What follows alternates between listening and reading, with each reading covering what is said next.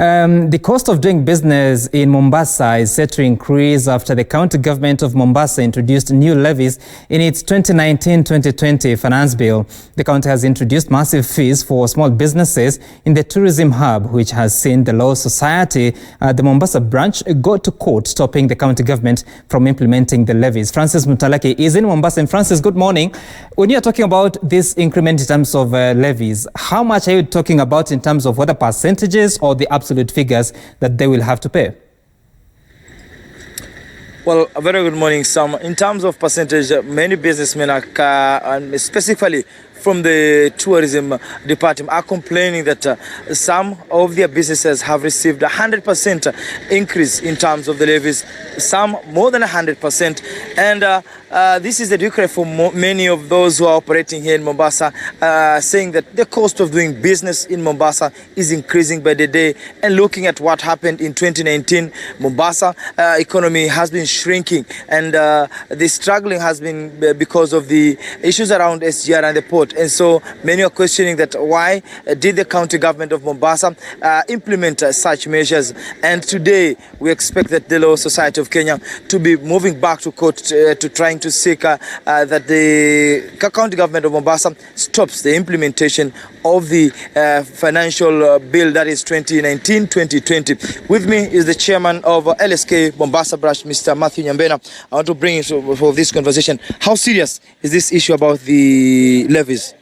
It's a serious issue because we are all aware, and the county government acknowledges that the financial situation in Mombasa is very difficult. So we were shocked that in the Finance Act 2019-2020, they have increased various levies for doing business up to 100%, some to 50%.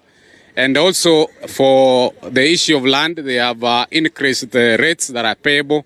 We have statistics that to show that people were paying 15,000 are now required to pay 80,000. If you do quick mathematics, that is a 400% increment. And if you look at the houses and the offices in Mombasa, the occupancy ratio has gone down. So we're wondering what informs the county government to make such a serious increase, which will affect the business situation here. The county government is required to bring in measures that will increase the environment, a good environment for doing business. We are very shocked, and we have written to the county government to try and engage us. They have not responded. So the last option will be obviously to file a court case so that the people of Mombasa are heard. When you go to the courts, what are you seeking to obtain from the courts? We'll seek first and foremost, there are two aspects. For the Rating Act, they have introduced a new rating role which was not in existence last year. You remember last year they brought in a evaluation role which was in draft. Then there were objections. They were supposed to bring up a court to hear those objections before it goes on. But they seem to have pulled up a rating role for 2011, which is also in draft. And this has affected the rate. So we'll go on that aspect. Also on the issue of the finance bill, you realize that the Public Finance Management Act requires the county government, before changing these measures, to have the views of the Cabinet Secretary in charge of finance and the Commission on Revenue, so that we don't have the Mombasa operating in isolation with the Republic. You know, in the economic spectrum, when you are dealing with it, we are looking at the whole Republic. And it's quite agreed that our country is going through serious, difficult problems financially.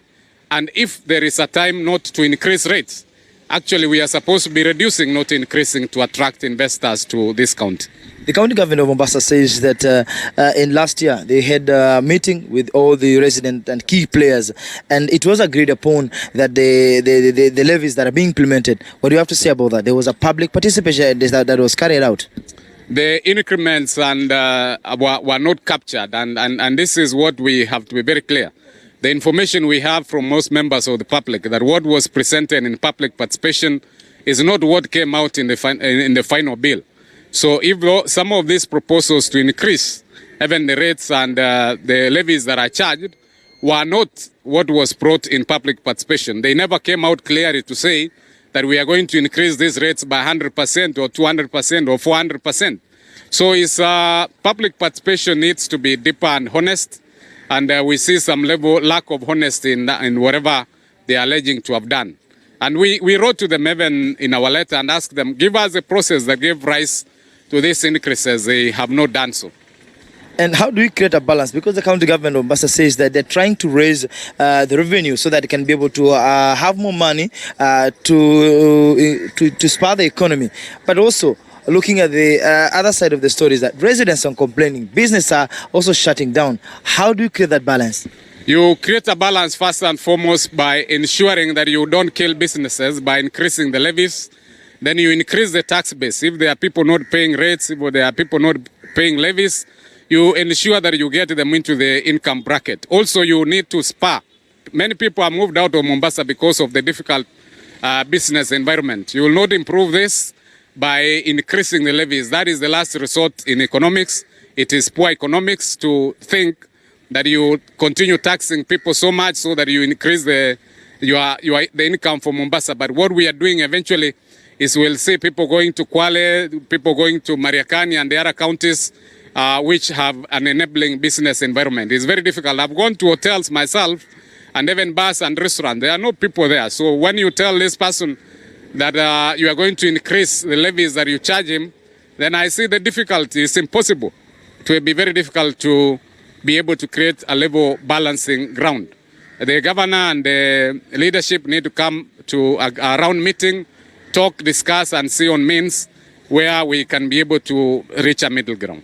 And lastly, maybe when you talk about tourism, some of the proposals that have been put forward by the county government in this bill, when you have a restaurant maybe that has a capacity of 50 people, you have to pay 105,000 for a certain license, and another license for tourism that amounts to 146,000. How practical is it for a businessman to be able to raise this number of revenues? My brother, you walk to the many tourist hotels and you are shocked. Some people are actually suffering depression and stress. They are not tourists, so you are being called upon to pay these levies. It's totally difficult, and I see it for the businesses here. It is going to be a major problem, and the county government should also look at this issue from the perspective of the person whom they are asking to pay the taxes. In your offices also are you also affected? We are equally affected, individually and as our officers.